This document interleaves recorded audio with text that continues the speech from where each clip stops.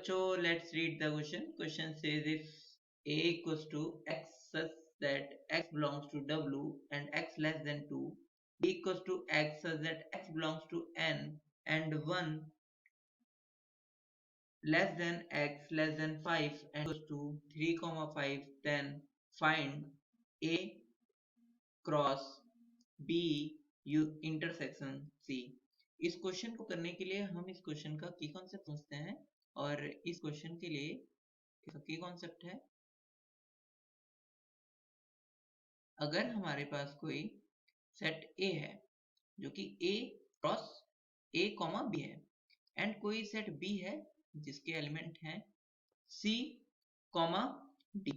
तो A cross क्या होता है उसको हम समझते हैं. A क्रॉस B को समझते हैं. A क्रॉस B क्या होता है? तो इसका मतलब होता है इसके अंदर एलिमेंट होंगे A कॉमा C.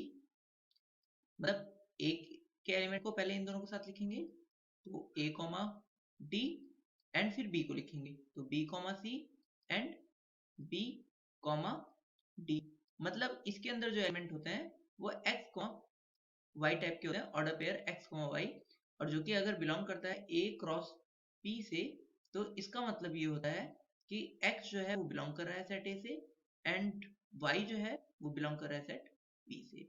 नाउ हमें इस क्वेश्चन में A cross P intersection C भी फाइंड करना है. तो अगर कोई दो सेट हमारे पास A इंटरसेक्शन B है तो इसका मतलब ये होता है कि उन एलिमेंट का सेट जो कि A में और B में कॉमन है, तो A और B के कॉमन एलिमेंट का सेट होता है.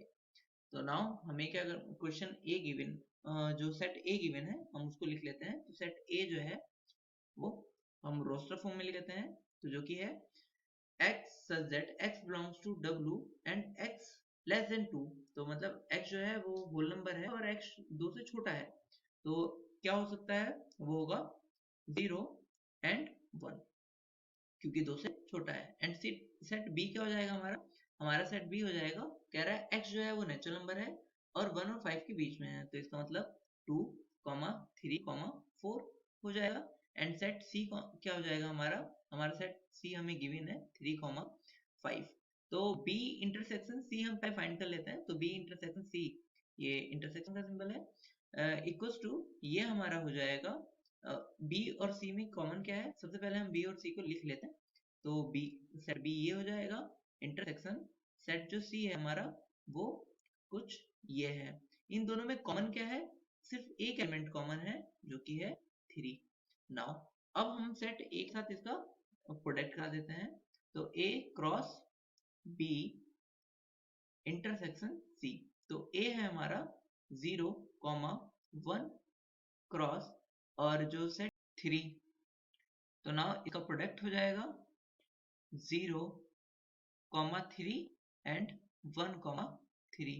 So final answer is 0, 3, 1, 3. Hope you understood it well. Best of luck. Thank you.